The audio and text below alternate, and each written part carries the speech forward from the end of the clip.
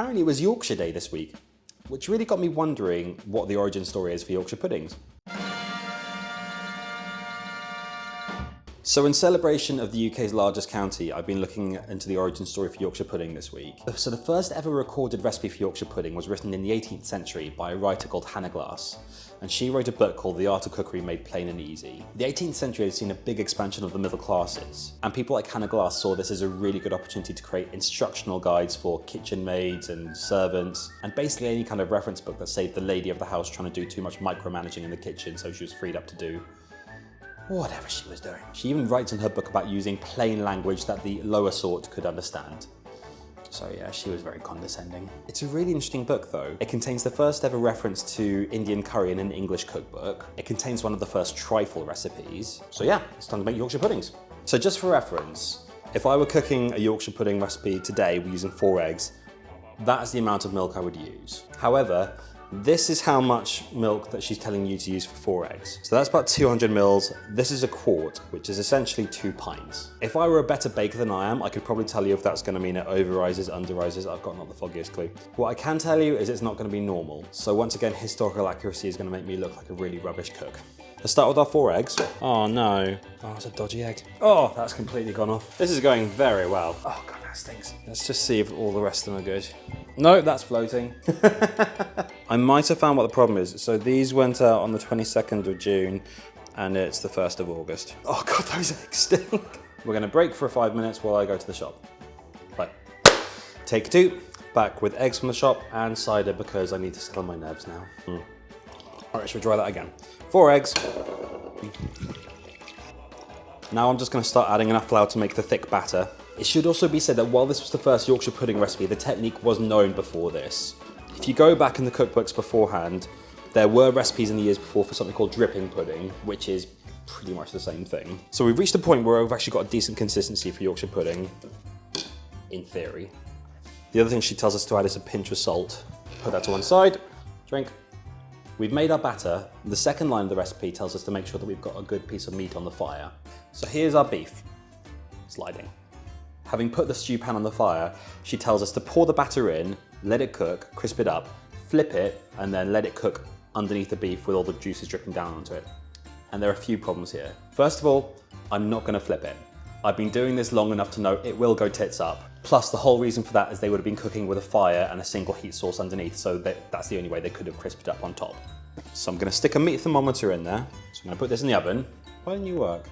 So the good news is that my thermometer does work. It only just works if you read it upside down. So this couldn't possibly go wrong. So I'm gonna leave the beef dripping in the oven to heat, and then I'll put the batter in when the beef comes out to rest.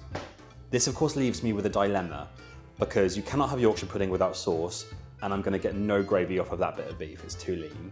So I need some sauce. I'm also a little bit weird by British standards. I don't like mustard, I don't like horseradish, I don't like any of the classic condiments that you get with roast beef. So the only option I had was to try and find another sauce from the 18th century that might work. And I discovered something I'm really excited about called Wow Wow sauce. And I'm excited about it for 3 reasons. 1, the name Wow Wow sauce is pretty next level. 2, the flavors actually sound like they're gonna be pretty on point for beef. And 3, it comes from a cookbook written by a telescope maker. And I just love the fact that in the 18th century you could be a telescope maker, a physician, and a best-selling cookery writer. I'm struggling to do this. So this Wow Wow sauce comes from a guy called Dr. William Kitchener. He was a member of the Royal Society based on his research in optical science. And he wrote a book called The Cook's Oracle, which tells you everything from recipes to how to lay a table to even how to do the washing up afterwards. And it's actually a really important book. If nothing else, it contains the first ever written recipe for crisps. So, dude was ahead of his time. But again, the reason I'm most excited about this is because I actually think it's going to be a brilliant sauce. So let's try it.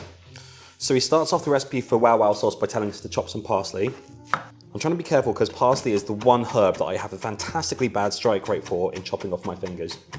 Now we've chopped our parsley leaves very fine. He tells us to quarter 2 or 3 pickled cucumbers or walnuts and divide them into small squares. So for this, I'm just going to cut up some gherkins. Oh, God, I can't do it. There we go. This is pretty much the point of the recipe where I thought, okay, maybe this guy's onto something. Who doesn't love a gherkin in a burger? Now we're going to work on the liquid element of our Wow Wow sauce. He tells us to put into a saucepan a bit of butter as big as an egg. What is it with people in the 18th century for not using standardized systems of measurement? It feels relatively egg-shaped. Half a pint of our beef broth. This is angry. So at this point, we've got a pretty simple gravy. But no, that's not good enough, William Kitchener. We have to add a tablespoon of vinegar, so I'm going for red wine. Then he says the like quantity of mushroom ketchup or port wine or both. So I'm going both. I've never actually eaten mushroom ketchup before, so I'm really excited about this. Oh, that's delicious. Then you get out that bottle of port that someone gave you 6 years ago. We're now asked for a teaspoon of mustard. This is the 18th century, and we're at war with France most of the time, so it has to be English mustard. This is where he tells us to add the parsley and the pickles to get warm. This is now where William Kitchener goes a bit mental. He literally says, if you think the above not sufficiently piquant, add to it some capers or minced shallot, or 1 or 2 teaspoonfuls of echalot wine, or essence of anchovy, or basil, elder, or tarragon, or horseradish, or burnt vinegar. Or strew over the meat carrots and turnips into dice, minced capers, walnuts, red cabbage, pickled cucumbers, or French beans. I don't know what happened there. I've got not the foggiest what to do with this. So tarragon is one of my absolute favorite herbs. Also, tarragon's used in béarnaise as a steak sauce, so again, maybe he was very ahead of his time. Or maybe this was just an 18th century Englishman refusing to admit that the French knew what they were doing. But I think I need to add in something else because he says it's to make it more piquant. So I'm actually going to try the minced shallot. This is such a chunky sauce. It's almost like a casserole. But the smell is amazing. It's rich, it's complex, it's acidic, it's spicy. Beef's done. Our lovely beef is out, so I'm going to put the Yorkshire pudding batter in. Hot beef dripping. Put this in the oven, nice sizzle. I'm honestly so excited about this. Let's see how rare I got it. Ah, perfect for me. Gonna get a bit of that wow wow sauce. First taste of Yorkshire pudding. The ratios aren't great. This is as flat as a pancake because it hasn't risen as well as it should. All the element is there, and the beef dripping is giving it a lovely crisp texture. I'm gonna try some of it with the beef. I'm honestly blown away by that wow wow sauce. To the extent what I would make that again in a heartbeat. I really don't have a way to wrap this up. I'm gonna eat this whole thing now. Bye. Thanks for watching. If there's anything else you'd like to see me recreate from history, then let me know in the comments or consider subscribing.